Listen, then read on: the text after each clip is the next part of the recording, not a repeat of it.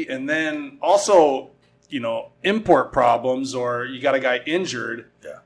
Now you're on the clock is ticking on bringing in a new guy, or who's available. Yeah. Are we gonna, it could have went a lot of different ways. Yeah. And I've been reading recently about Siegel, like Danny Siegel had a suggestion, and somehow that turned into Balkman. Yeah. How did that all go down? Okay, so here's the story. So, we after that Hong Kong game, we really decided that we needed to make changes. It just wasn't working. It wasn't working, obviously, in terms of our record and in terms of, just how the team was moving forward. We didn't think it was the direction that we needed. So we knew we were going to change Reggio Cosa. We made calls. We spoke to Cheryl Reyes, who was a big help throughout the whole process. And a big agent out here. She mentioned Justin Brownlee, and cha-ching! We'll take him. Yeah, he'll be number one. I was blown away that he was even interested, and considering my last season in the PBA was his buzzer beater, and then my first year coaching, helping Coach Norman and the Morocco staff. He beats us again. So 7. I really didn't think that he had any interest to come and play for Alab. But again, it was really a blessing that he was excited. He wanted to come back to the Philippines, and he thought it was an opportunity for him to keep playing in preparation for him to rejoin Ginebra. So, I guess we were doing him a favor by allowing him to play. But it was amazing that he was willing to come on board. So he's awesome. That was a huge shot in the arm. But then we found out after the game against Formosa in Taiwan that Ivan Johnson's injury was going to keep him out for an extended amount of time. They were saying at least 8 weeks, and that was way too long considering the length of our season for having. What was it? His back? His back. Yeah, he had a back issue, so he had to go back to the States. So when we found out, I heard from our PT and our strength and conditioning coach around 10:30 at night on a Wednesday. And we were playing the following Wednesday, so we had a week. Okay. And he calls me almost around 11 p.m. and says, "Hey, listen, we got the results. He's out. He's out. So we need to find a replacement." So right away, I'm in panic mode because it's great that we have Justin Brownlee. I mean, we have a top-notch, world-class import coming in, but we only have one, and we need another one. So I called Danny right away. Because our other coaches, live further away, and he and I live relatively close to each other. So I said, "Hey, we need to meet. We need to discuss this whole import situation that we have." And so we met, and we were up to around 3 a.m., like literally just panic mode, trying to talk to agents, trying to find guys who might be available, and not just be available, but be able to come to Manila in 4 or 5 days' time. So it's a really small window there of guys that would probably be available. I mean, we were sweating bullets, going through, different names and who was the right fit and who could help Justin and blah, blah, blah.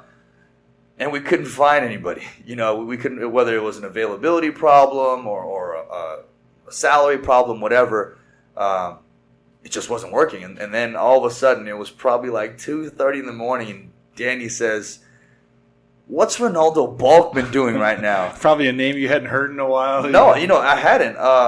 We had a conversation in Spain about if I ever got into coaching. He's like, "Hey, man, you got my number. Don't forget about me." And we talked about it that night. I said, "Hey, if ever that door opens, I'd love to have you back out there." And so when Danny mentioned that, I said, "Well, we can always talk to Cheryl because she represents him." And he says, "Do you have his number?" And I looked in my contacts, and I had his number. So he's like, "Man, you gotta call him." So I reached out to Cheryl, and she said, "Yeah, he's in the States. Call him and see what happens." So I called him, and I said, "Hey, Balk, this is Jimmy Alapag from the Philippine national team." He's like, "Hey, man, what's up?" I said, "Hey, remember our conversation in Spain about you coming back to the Philippines to play?" I said, "Well, hey, that door is open again because I'm coaching now." He said, "I'm coming." Dang. I mean, it was really that quick. He's like, "Hey, I'd love to be there." He's like, "When do I need to be there?" I'm like, "Can you be here in 4 days?" You board that plane in about 6 hours. Yeah. I said, "Hey, you just kind of." Where's he live in the States? At the time, he was in Florida, but he also spends time in New York. Obviously, with all the time that he spent with the Knicks. So, I mean, you want to talk about just, Danny and I just kind of sat there like, we have Justin Brownlee and Renaldo Balkman coming to play with Alab Pilipinas. So yeah, things can change. And yeah, they flew in. They both flew in together. And the funny part is, they flew in together and didn't know they were on the same flight, because I think Balk was in the front of business class and Justin was in the back. Yeah. So they only saw each other literally when we picked them up at the at the baggage claim, whatever. Yeah. And had breakfast with them and said, hey, you guys rest because we played tonight in about 8-10 hours. And we played Malaysia at home that night, and right off the plane, Justin goes for 29, 7-7, and Balk has almost a 20-20 game, and that pretty much set us off. Yeah. Now, of course, with Renaldo Balkman, with what happened, and this is like 5 years ago, with what happened at I think it was Magnolia at the time, or San Miguel, their franchise, and then him getting banned or whatever. I'm sure there had to be a little bit of, what's his attitude going to be like? Or, what was your thought going in? Obviously, you have a super talented player, a guy that has shown that he can play here. He's a former NBA player. He's played internationally, so he's got a great resume. He's still pretty young, but was that a concern of yours? And if so, how was his? It obviously worked out, but what were the first couple weeks like having him in camp? No, you know what? That question has been asked to me a lot. Was I worried about what happened 5 years ago? And honestly, it wasn't even a concern.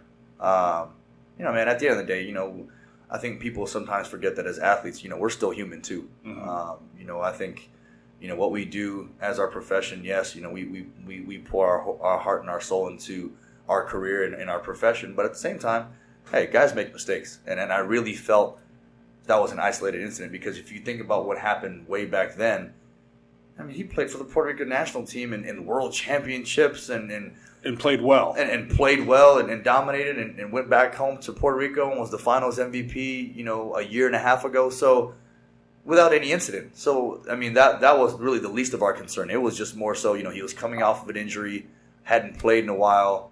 But again, you're talking about one of the elite defenders in the NBA. Mm-hmm.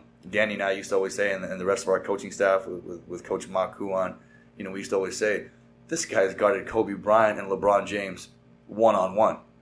So if he's guarded those guys, there's nobody in the ABL who will be able to say that. And you're talking about pairing up an elite defender who gives us so much versatility with a guy like Justin Brownlee, who's just, to me, he's just all-world. All-world on the court, all-world off the court. And then you bring in Renaldo Balkman with all that experience and all that versatility. We thought we'd give ourselves a chance. Yeah, you guys went on quite a run with those guys. I think before you got to the finals, you lost, maybe 2 or 3 games? What was your record with Balkman and Brownlee before up until the final series? It had to be something like... Yeah, we were... 12-3, I think we were like 15 or 16-3 with them. Wow. And the biggest part, man, as great of players they are, and as much as they bring to the table at practice and during the games, it's their influence off the court.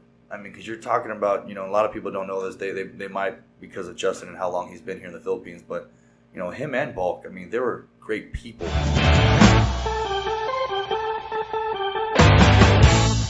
Thanks for watching. You can subscribe to my channel by clicking on my face right here. Don't forget to check out the important links in the description below, and for more Staying Major, click on the video over there. We'll see you next time.